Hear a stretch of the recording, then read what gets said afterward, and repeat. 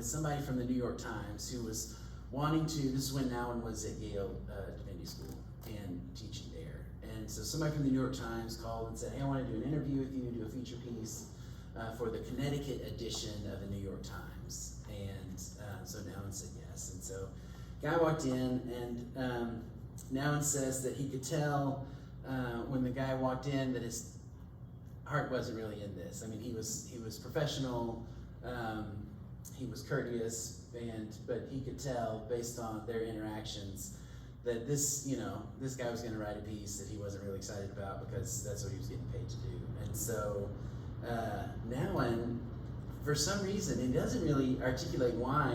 He tells the story at the beginning of the book, in the prologue. But for some reason, he was feeling kind of saucy and just says to the guy, do you like your job? And the guy looked and said, what? And he said, do you like your job? And the guy said, what? Again? And so anyway, the guy said, well, I mean, basically said, I gotta eat.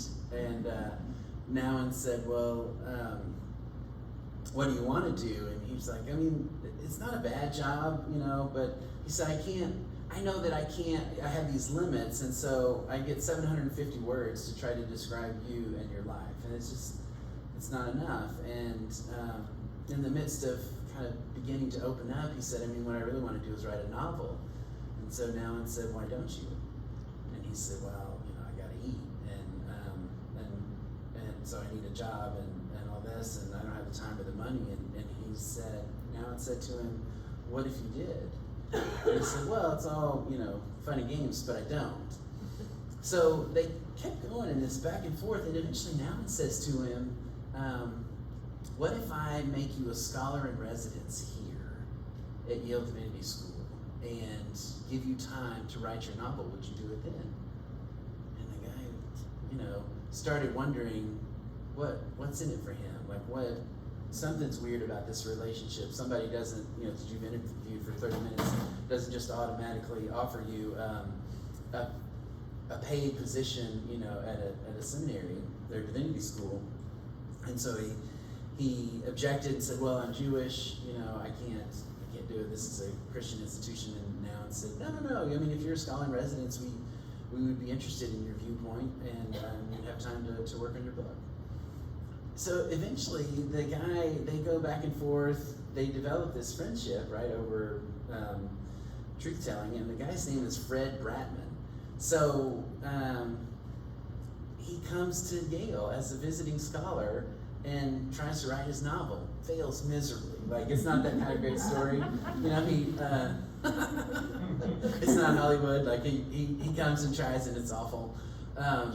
But he starts to do other kinds of writing, and he and Nouwen develop a really sweet friendship and relationship, and they go through things together. So Fred Bratman, not long after he's there at Yale and he's writing and starting to do different kinds of writing, he and his wife go through a messy divorce, and he's just devastated.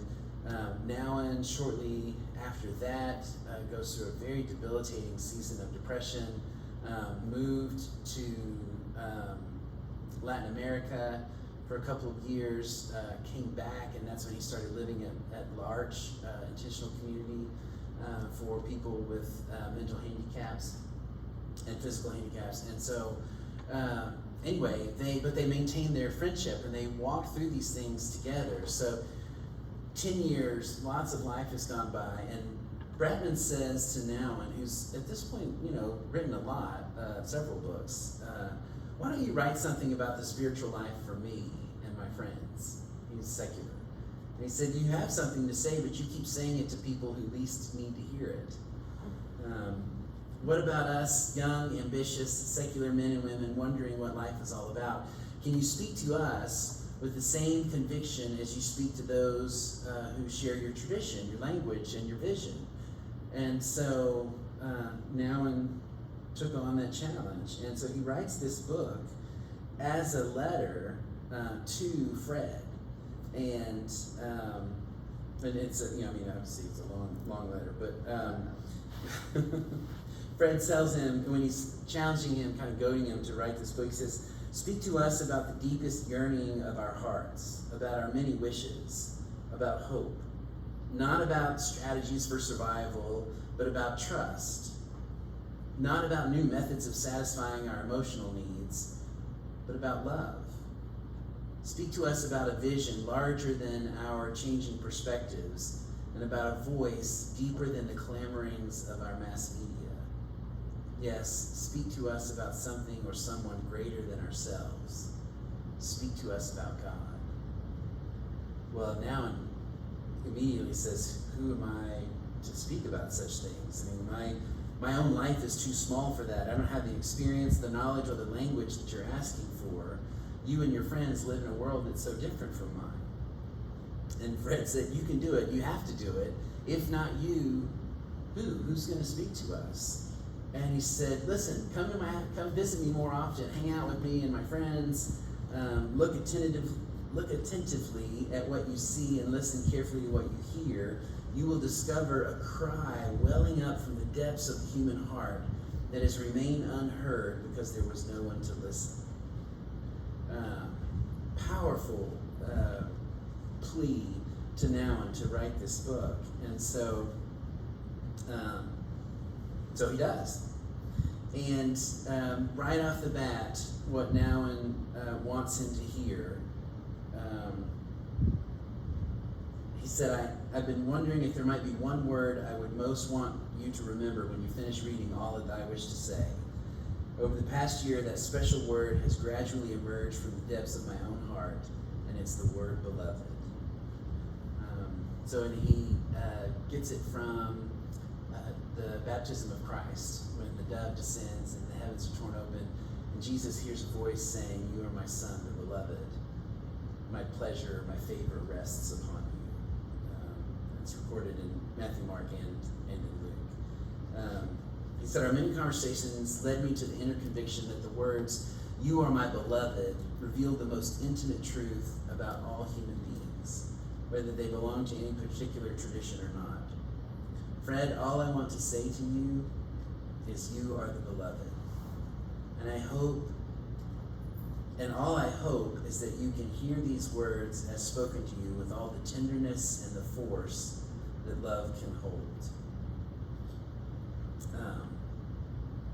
So then he talks about why can't we hear this voice in our own lives? Why don't we hear that we are loved? And he says that self-rejection is the biggest hurdle. Over the years, I've come to realize that the greatest trap in our lives is not success, popularity, or power, but self-rejection. Success, popularity, and power can indeed present a great temptation, but their seductive quality often comes from the way they are part of a much larger temptation to self-rejection. When we've come to believe in the voices that call us worthless and unlovable, then success, popularity, and power are easily perceived as attractive solutions. The real trap, however, is self-rejection. I'm constantly surprised at how quickly I give in to this temptation. And he talks about how as soon as someone criticizes him, that inner voice says, oh yeah, see, you're a nobody. You're a nothing. You can't do these things. You deserve to be pushed aside, forgotten, rejected, abandoned. He says that self-rejection is the greatest enemy of the spiritual life because it contradicts the sacred voice that calls us the beloved. Being the beloved expresses the core truth of our existence. That's basically what Nouwen, if he could say one thing to Fred, he would want him to know that he's loved by God. And I think I said this it's been a month or 2 months now, in one of my sermons, that I think when I look back over my preaching, and I do this occasionally, though it's painful, to try to see if I'm getting into ruts, like are there patterns, are there things that I'm doing over and over again that I need to stop doing, and that sort of thing. And when I think about content, and if I'm summarizing my sermons, one of the themes that is most evident in all of my preaching is that you are loved by God. That's the thing that I always find in the text wanting to come across, wanting to come out of Scripture, is that you are loved by God. And they're all different variations of how that comes across, but that's the main goal. So that's what now I realized today. I was thinking through these things and how they converge. That I'm sure some of that's the influence of this book in my life and in my heart. I mean, it's really wonderful. He talks about how we are intimately loved long before our parents, teachers, spouses, children, and friends loved or wounded us. That's powerful. That's the truth of our lives. That's the truth I want you to claim for yourself. That's the truth spoken by the voice that says, you are my beloved. So he's writing about, Nouwen continues and writing about becoming the beloved, and he has this great line that this needs to be infleshed or incarnate in everything we say or do, right? If this is just, as long as being the beloved is little more than a beautiful thought or a lofty idea that hangs above my life to keep me from becoming depressed, nothing really changes. And then he has this great quote, I love this line, when the deepest currents of our life no longer have any influence on the waves at the surface, then our vitality will eventually ebb and we will end up listless and bored even when we are busy. The image of the deep currents of our lives somehow disconnected to the waves, and in waves he means all of the things that we do in our interactions with each other and how that affects the world and the planet and our neighbors, that when those things are no longer in sync with one another, in relation with one another, our vitality will eventually ebb and we end up listless and bored even when we're busy. Really strong. So now he's gonna just break this down into 4 movements of the Spirit, and you'll hear they're taken, blessed, broken, and given. And so what does that make you think of? Communion. Yeah, communion, of course. Nouwen was a huge fan of the Eucharist. Tried to serve, I've heard from people who knew him and who have done talks that I've listened to, that wherever he would go, he wanted for everybody to share communion. Let's share communion together. And though he was Catholic, he didn't hold to the Catholics only taking the Eucharist. Nouwen wanted to share it as a way to bring everybody together. And so if we're all in the same room, let's break some bread, let's have some wine together and share the body of Christ. So, of course, as he's distilling down what is the spiritual life, the words that bubble up inside of his spirit are taken, blessed, broken, and given. And it's just beautiful. So the first step in the spiritual life is to acknowledge with our whole being that we've already been taken. And he says, another way to think about this is that we've already been chosen, but wants to differentiate chosen between competition. That chosen doesn't mean that you're better than someone else. It just means that you were selected for a purpose, for a reason. And he says that as we start to get this, when I know that I am chosen, I know that I've been seen as a special person. Someone has noticed me in my uniqueness and has expressed a desire to know me, to come closer to me, and to love me. When I write to you that as the beloved, we are God's chosen ones, I mean that we have been seen by God from all eternity, seen as unique, special, precious beings. When love chooses, it chooses with a perfect sensitivity for the unique beauty of the chosen one, and it chooses without making anyone else feel excluded. And he says here that we touch a great spiritual mystery, that to be chosen does not mean that others are rejected. So for now on, everyone is included. We're all part of being taken. And he really, this is the whole, it's the first of the 4 steps, but he really wants us to grasp that we are God's chosen people, that God has chosen us in our uniqueness. So he said, how do we, asks the question, how do we get in touch with our chosenness when we're surrounded by rejections? And he said it involves a real spiritual struggle. And here are a few guidelines. First, you have to keep unmasking the world about you for what it is. That it's manipulative, it's controlling, it's power hungry, and in the long run, it's destructive. The truth, even though I cannot feel it right now, is that I am the chosen child of God, precious in God's eyes, called the beloved from all eternity, and safe, held in an everlasting embrace. It says the second thing you have to do to be in touch with your chosenness when rejection is all around is you have to keep looking for people and places where your truth is spoken and where you are reminded of your deepest identity as the chosen one. So you need to be around people who remind you that you are a chosen person of God. Third, celebrate your chosenness constantly.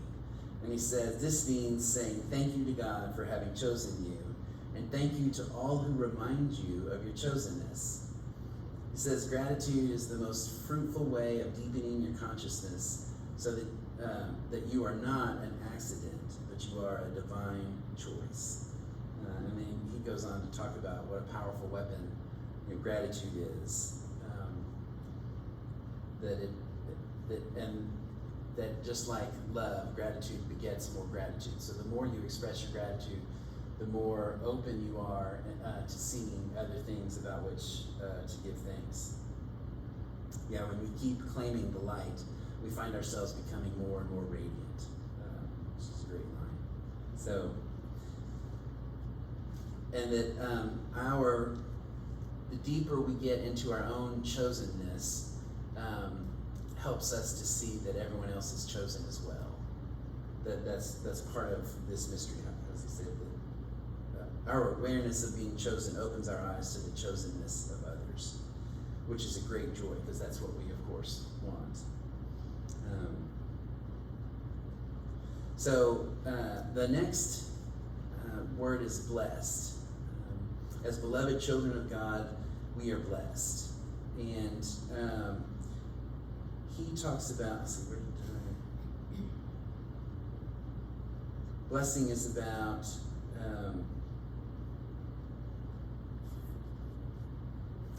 so he tells the story. He reminds Fred of this story that he came to visit him in New York City. Fred took him to the synagogue, and there was a bar mitzvah, and the parents at the bar mitzvah said this to their son. He said, I can still hear the father saying, son, whatever will happen to you in your life, whether you will have success or not, become important or not, will be healthy or not, always remember how much your mother and I love you.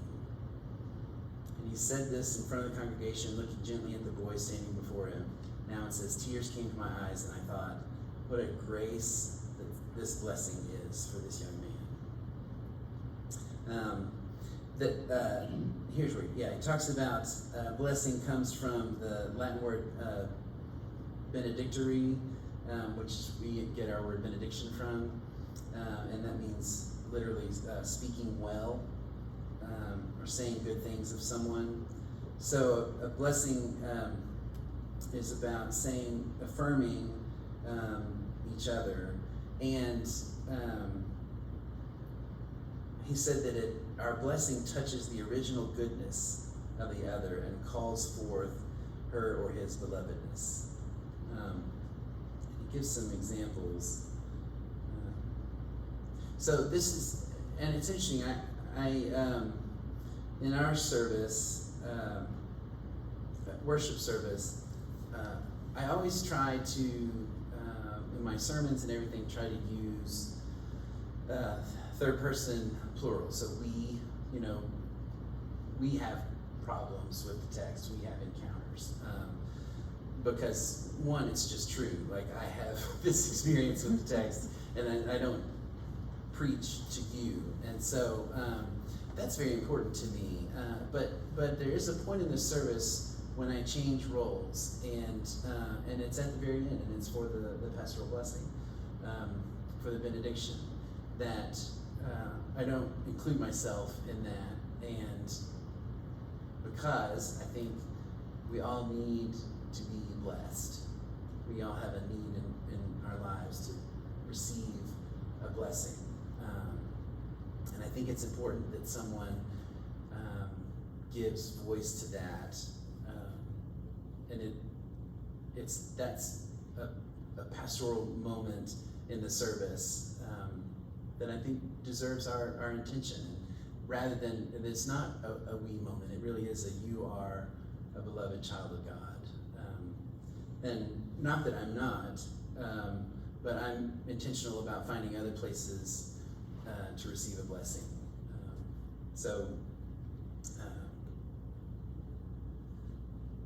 Anyway, he's writing about this need that we all have to receive and give blessings. We also need an ongoing blessing that allows us to hear in an ever new way that we belong to a loving God who will never leave us alone, but will remind us always that we're guided by love in every step of our lives. And he talks about some of the fathers and mothers of our faith: Abraham, Sarah, Isaac, Rebecca, Jacob, Leah, and Rachel, all needed and received blessings. And then, of course, Jesus at his baptism received blessing. So he said 2 suggestions for claiming your blessedness: prayer and presence. So prayer is a way to listen to God's blessing. And he talks about that we don't just, when we pray, we don't just come before God and blurt out all of our anxieties, but we can do that, but we also take time to listen, to hear God say, you are my beloved, and to hear God's blessing for us. And then his second thing is cultivation of presence. And by presence, I mean attentiveness to the blessings that come to you day after day and year after year. And he said it's hard for busy people to receive blessings. We're too busy to notice them oftentimes. And he doesn't mention this, but one of the things that I have found really helpful is the Ignatian examen. So it's part of Ignatian spirituality that at the end of every day, and you can do this at the beginning of the day too, but at the end of every day you take stock of your day. So usually as you're going to bed, that's when I do it, it's easy then, and you think through where did I notice God's presence today? Think through moments of your day where you notice God's presence, and then think through where did I notice God's absence today? And take note of those places where God seemed absent. And then you can, if you want to, further explore those. Why was it that God felt absent in this place? What was it about me or about the setting that I was in that made that true? And the same about, where God was present. What was it about me that I noticed God's presence more at lunch than I did, in the office afterwards or something like that? So anyway, his two key things on blessing are prayer and presence. So, and then he talks about how when you claiming your own blessedness always leads to a deep desire to bless others. The characteristic of blessed ones is that wherever they go, they always speak words of blessing. The blessed always blesses. That was a lot of use of the word blessed, but you get what I'm saying, that as we come to know our own blessing, we're happy to give it to others. Now he's going to talk about broken. And he says to Fred, you are a broken man, I am a broken man, and all of the people we know or know about are broken. Okay, see if you agree with this, because I'm not sure I do. The most celebrated musical composition, the most noted painting and sculpture, and the most read books are often direct expressions of the human awareness of brokenness. What do y'all think about that?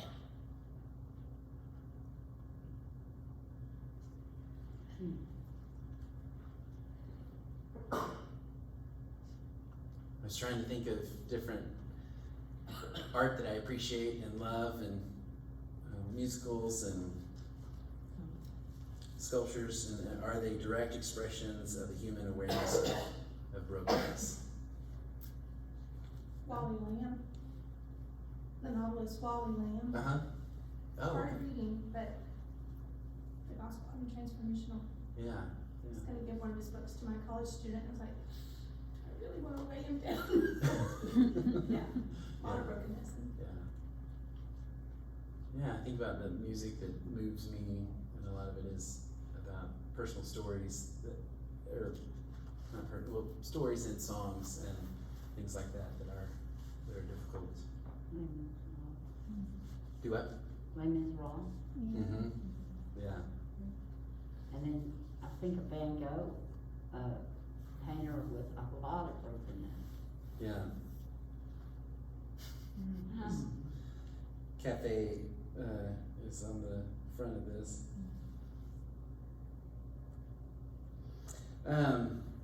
Okay, so he's talking about our brokenness and our deep brokenness, and how our brokenness is what puts us in touch with our identity and our, as he says, intimate individuality. He says our sufferings and pains are not simply bothersome interruptions of our lives, rather they touch us in our uniqueness and our most intimate individuality. The way I am broken tells you something unique about me. And then he talks about, learning from our brokenness about ourselves, learning, about others. And he says that we should respond to our own brokenness by first befriending it and then putting it under the blessing. So,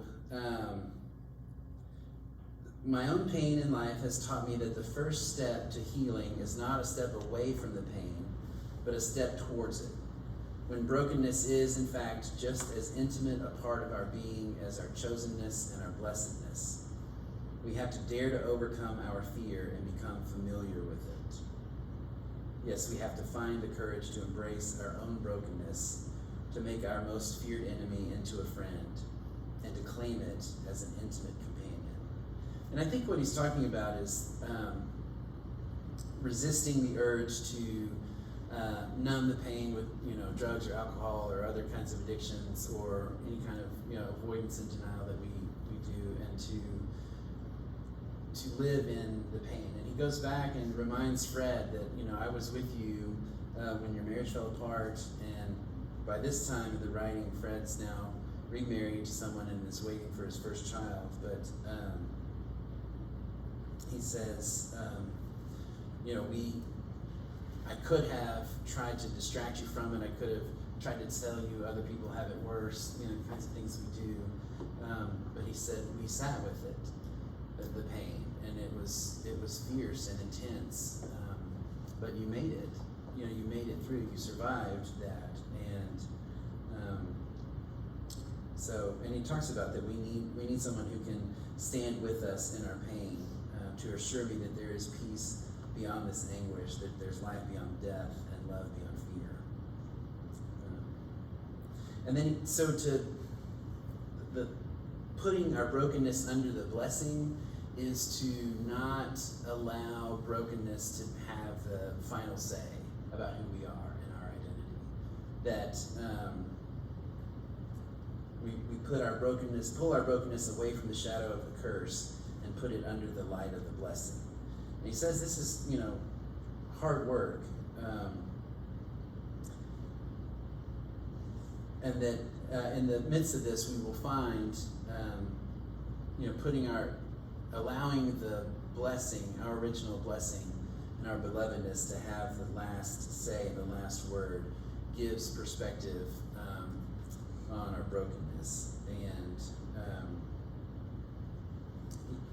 And he talks about how living with people with mental handicaps has made him more and more aware of how our wounds are often an essential part of the fabric of our lives. And he gives these beautiful examples of people who, a guy named Adam who lives there at the community with him, and Adam can't speak, he can't walk by himself, he can't feed himself, But now it says, anyone who's ever cared for or been around Adam has felt his love, and his peace and his presence.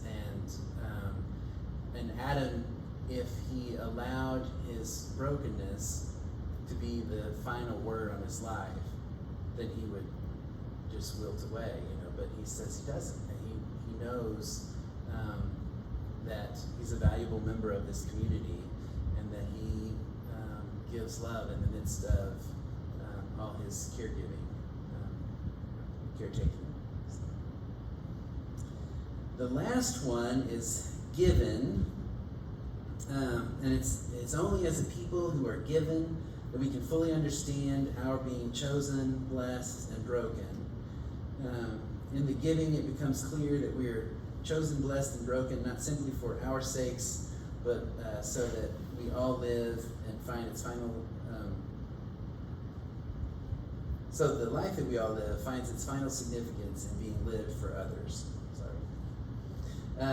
So this is of course what I hope you hear all the time when we talk about the gospel is giving of ourselves, and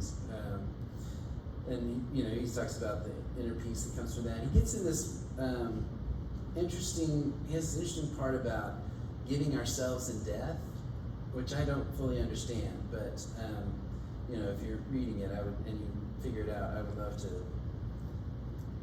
your insight on that. But he talks about that we can die in such a way that it is a gift to others, or we can die in a way that's selfish and frightened. And I didn't understand that. I still don't. So anyway, the denouement of this book, and part of why I love it so much is that it's real. And he sent this book to Fred, anxiously wondered whether he'd been able to respond to his deep, heartfelt request to say something about the Spirit that my secular friends and I can hear. And shortly after Fred received the text, he called and offered to come to Toronto, spend a few days with Henri there, and talk to him about it, which he knew was probably not a good sign. And he said, so good news about Fred. All right, he's happily married, waiting for his first child, satisfied in his job. He published 2 books for teenagers, one about the Gulf War and another about losing a parent. And he's preparing a book in which leaders and experts in fields as different as politics, the arts, literature, and sports recommend books to read. And he was even using his early mornings to work on a novel. So his dream of becoming a writer has in fact come true, though in a way that was different from what he anticipated. He says, both of us have grown a lot, we've become less insecure, more rooted. And then he said, during our long conversations about the text of this book, it became increasingly clear that although Fred had many good things to say about my words to him, I had not been able to do what he had hoped for. He'd shown the manuscript to 2 of his friends, and it was clear that neither of them had been deeply touched, which just hurts my heart for Nouwen. As we talked more, Fred convinced me that this book was not as radically different from my previous books as I had assumed. Fred always liked my writing, but never as writing that spoke directly to his own needs. For him, it was writing for the converted and not for truly secular people. And Nouwen talks about his disappointment that he didn't make it, that he wasn't able to write this book for Fred and his friends, and disappointed in the gap that revealed in their friendship between Nouwen's spiritual life and Fred's secularism, and how he wasn't able to bridge that divide. So anyway, that's my review of Life of the Beloved, and part of the reasons why I love it. Any questions or comments about it? Yeah, I like the notion of finding spiritual connections or parallels with art and literature, or lessons in it. And first thing I thought of was Garrett and Hansen. With Garrett and Hansen is all about brokenness. Right. I mean, the entire story is about brokenness. And yet, reading the book and watching the stage show, I came out feeling like I had witnessed a 2.5 hour sermon. And I was hoping that other people would find a spiritual, you know, the anthem song in that is, You will be found. you will be found, yeah. Which to me is a very theological lesson that I'm sure the writers didn't intend, but I'm hoping that a lot of listeners find something deeper than just what's on the surface with that. Daryl, what was the book and the music? Dear Evan Dear Hansen. Evan Yeah, Hansen. Hansen. And it's coming out in movie form with Yeah. starring Dick Black. Yeah. Yeah, and it's not, I think it is the musical. I Yeah. don't think it's a straight play. I think Right. Yeah. it's a musical version, so it'll have music in it. Yeah. It's really good. The book is powerful. They wrote the book from the musical, right? Yeah, the Mhm. musical Yeah. came first and they Yeah. adapted a book of Yeah. the musical. Yeah, I think I hope we've all had those moments where we've been arrested by art and the emotion that it draws out from us, and whatever medium it's in. All right. Well, thank y'all for coming tonight. I hope you'll be back next week for Manny McMichael and pageants, and what they say about us and our culture.